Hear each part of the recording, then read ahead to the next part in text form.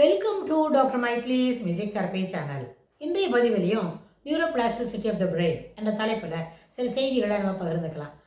சென்ற பதிவில் பார்த்தோம், காக்னிட்டிவ் எபிலிட்டிஸை வளர்க்கக்கூடிய அந்த ஆஸ்பெக்டில் நம்ம எல்லா செய்திகளும் கவனித்து கூர்ந்து அதை மனசில் நிறுத்திக்கிட்டா கொஞ்ச நேரத்தில் அது என்ன பண்ணும், எல்லாத்தையும் ஆர்கனைஸ் பண்ணி ஸ்டோர் பண்ணோம். அதாவது டவுன் டைம் நல்லா படிச்சுட்டு கொஞ்சம் நேரம் அமைதியாக இருந்தால் அது எல்லாத்தையும் சரியான அளவில் ஸ்டோர் பண்ணி வச்சுக்கோம் அப்படின்னு சொல்கிறோம். இதுக்கு ஒரு முக்கியமான விஷயம், இந்த உளவியலாளர்கள்லாம் ஒரு விஷயம் சொல்லுவாங்க, ரொம்ப கடினமான ஒரு பாடம் அப்படின்னா அதை படிச்சுட்டு அரை மணி அப்படியே அமைதியாக படுத்துடுங்க. தூங்கிட்டா கூட பரவாயில்ல, அது என்ன செய்யும், நம்ம உடனே படுத்துட்டா கூட அந்த பிரெயின் என்ன பண்ணும், எல்லாத்தையும் ப்ராசஸ் பண்ணி சரியான அளவில் ஸ்டோர் பண்ணி வைக்கும் அப்படின்னு ஒரு கருத்தை சொல்லி தருவாங்க. அதாவது லேர்னிங் அண்ட் எக்ஸ்பிரஸிங் அப்படின்னு ஒரு டாப்பிக்கில் நம்ம பேசணும்னு சொன்னால் படிக்கணும், படித்ததெல்லாம் வெளியில் சொல்லிக்கணும், முதல்ல ஸ்டோர் பண்ணிக்கணும், அப்போ தானே இது சொல்ல முடியும். அப்படின்னா பார்த்து படிக்கிற விஷயங்கள் இல்லை, பார்த்து படிக்கிறதுன்னு சொல்லி படிச்சுட்டு உடனே பொருள் சொல்லணும்னா அது வகுப்பில் ஒரு ஆசிரியர் செய்வாங்க அந்த வேலையை. நம்ம பாடம் படிக்கும்பொழுது ஸ்டூடெண்ட்டுக்கு அந்த ஒரு ஆப்பர்ச்சுனிட்டி இல்லை. படிக்கணும், படித்ததை ஸ்டோர் பண்ணிக்கணும். இப்போ ஏதாவது ஒரு எக்ஸாம் வருது அப்படின்னா அந்த நேரத்தில் அந்த படித்த பாடத்துலேருந்து கேள்வி வந்தால் அந்த பதிலை அந்த விடைத்தாளில் எழுதணும். அவ்வளோதான் எக்ஸ்பிரசிவ் எபிலிட்டி இருக்கும்.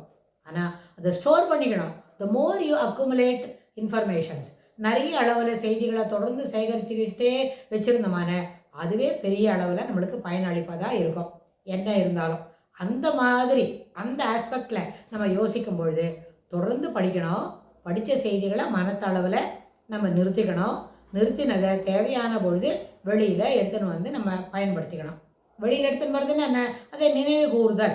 அப்படி தான் இப்போ நம்ம ஒரு வகுப்பில் ஒரு சின்ன கேள்வி கேட்குறோம். ஒரு 12ஆம் கிளாஸ் படிக்கிறாங்க ஒரு பசங்க, நிறைய பேர் இருக்கிறாங்க அந்த வகுப்பில். அப்போ கேட்கும்பொழுது உங்களுடைய 2ஆம் வகுப்பு ஆசிரியரோட பேர் தெரியுமா, நினைவில் இருக்கா அப்படின்னு கேட்டால் அந்த வகுப்பில் ஒரு 30-40 பிள்ளைங்க இருக்கிறாங்கன்னு வைங்க, அதில் ஒரு 50% மேலே அவங்க சொல்லுவாங்க, எனக்கு 2ஆம் வகுப்பு ஆசிரியரோட பேர் நினைவு இருக்குது அப்படின்னு சொல்லுவாங்க. சொன்னால் அவங்க வகுப்பு ஆசிரியரோட 2ஆம் வகுப்பு படிக்கும்பொழுது இருந்த ஆசிரியரோட பேர் சொல்லுவாங்க. இது என்ன, 12ஆம் வகுப்பு இப்போ படிக்கிறாங்க, 2ஆம் வகுப்பு படிக்கிறதுன்னு 10 வருஷம் முன்னாடி இருந்தாலும் அந்த ஆசிரியரோட பேர் நினைவில் இருக்குன்னா அதுக்கு ஏதாவது ஒரு முக்கியமான காரணம் இருக்கும். அந்த 2ஆம் வகுப்பு படிக்கும்பொழுது எல்லாமே சின்ன பிள்ளைங்க தான், ஒரு 6 அல்லது 7 வயசில் தான் இருப்பாங்க. அப்படின்னு சொன்னால் அந்த 7 வயசு பிள்ளைங்கள்ட்ட அன்பாகவும் பரிவாகவும் நடந்துக்கிறதும், அந்த பரிவுக்கும் போது பிள்ளைங்களோட விசுவாசமாக பழகிறதும், பிள்ளைங்களும் ஆசிரியர்கிட்ட விசுவாசமாக பழகிறதும் அப்போ நடக்கும், அந்த வயசில் நடக்கும். இப்போ 12ஆம் வகுப்பு படிக்கும்பொழுது பிள்ளைங்க ஆசிரியர்கிட்ட விசுவாசமாக இருக்கிறாங்களா, இல்லை ஆசிரியர் பிள்ளைங்கள்ட்ட அன்பாக நடந்துக்கிறாங்களான்னு கேட்டால் அது அந்தந்த வகுப்பில் இருக்கிறவங்களை கேட்டால் தான் தெரியும். நம்ம வெளியிலேருந்து வேறு லெவலில் இருந்துக்கிட்டு நம்ம அது அப்படி தான் இருக்கிறாங்கன்னு இங்கேருந்து என்ன அறுதிட்டு சொல்ல முடியாது. ஸோ அந்த 2ஆம் வகுப்பு ஆசிரியரோட பேர் நினைவு வச்சுக்கிறதுக்கு காரணம் அங்கே நடந்த சின்ன சின்ன விஷயங்கள், நல்ல அதாவது நினைவில் இருத்தி கொள்ளக்கூடிய அமைதியான அன்பான பண்புகள் தெரிவிக்கக்கூடிய தெளிவாகக்கூடிய ஒரு சுச்சுவேஷன், அப்படி ஒரு என்விரான்மெண்ட் வகுப்பறையில் அந்த வயசில் இருந்திருக்கும். அப்போ 12ஆம் வகுப்பு படிக்கும்பொழுது அதுபோல் ஒரு environment, class room environment will not be like that, இந்த சேம் பெர்ஸ்பெக்டிவில் இருக்காது. அதனால் எல்லோரும் வளர்ந்துட்டாங்க. டீச்சர்கிட்ட எட்டி நின்று பழகணும்னு தோணும், டீச்சர் சொல்கிறத கேட்கணும்னு கூட மனசில் வராது. Because they want establish themselves as an individual identity இருக்கணும் அவங்களுக்கு. நம்ம பெரியவங்களும் ஆகிட்டாங்க. அதுக்கு என்ன காரணம், இது அடோலசன்ஸ் பீரியடு, இதில் எப்போவுமே தன்னை பற்றி வெளியில் காட்டிக்கணும்னு நினைப்பாங்களே தவிர அது தேவையா, வகுப்பாசிரியர் முன்னே நம்மளை பற்றி காட்டிக்க வேண்டிய அவசியம் இல்லை, நம்ம இங்கே என்ன பண்ணணும், பணிவாக தான் இருக்கணும்ன்றதே மனசில் வராது. ஸோ இந்த மாதிரி பர்ஸ்பெக்டிவில் பண்ணும்போது பழைய செய்திகள் அந்த வகுப்பில் என்ன படித்தோம் அப்படின்னா அது எப்படி ஸ்டோர் பண்ணிக்கிறோம், because of the conducive atmosphere to learn and store things. அதுதான் முக்கியமான விஷயம்.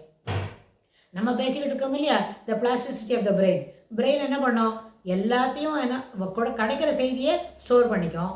ஸ்டோர் பண்ணிக்கிற செய்தியில் சிறப்பு இருந்தால் அதை வெளிக்கொண்டு தரும். அது என்ன, இது மாதிரி பண்ணும்பொழுது ஸ்ட்ரெங்க் கண்டினியூ டு ஃபோக்கஸ் அப்படின்னு நம்ம சொல்லித்தரோம் இல்லையா, அது என்ன செய்யும்னா பழைய நியூரல் நெட்வொர்க்கை ஸ்ட்ரெங்தன் பண்ணும், புதுசாகவும் சிலதுகளை தயார் பண்ணும். அப்படி தயார் பண்ணும்பொழுது அந்த புது லூப்பில் கூட நிறைய செய்திகளை அதனால் ஸ்டோர் பண்ணி வச்சுக்க முடியும். அதனால் பிளாஸ்டிசிட்டி ஆஃப் த பிரெயின் அப்படின்றது it is a continuous process, எப்போவும் நடந்துக்கிட்டே இருக்கும். ஓவர் த பீரியட் என்ன பண்ணும், பழைய நெட்வொர்க் வந்து ஸ்ட்ரெங்தன் ஆகும், இன்னும் உறுதிப்படுத்தப்படும். ஆனால் புது கனெக்ஷன்ஸ் வரும்போது அதுலேயும் புது புது செய்திகளை அது சேலஞ்சிங்காக இருக்கிற எல்லா செய்திகளையும் அதில் அது பதிவு பண்ணிக்கும் அப்படின்னு சொல்லி நம்ம இந்த பதிவை நிறைவு செய்கிறோம். இதுக்கு தொடர்புடைய செய்திகளை வரப்போகிற பகுதிகளிலும் பார்க்கலாம். தேங்க்ஸ் ஃபார் வாட்சிங்.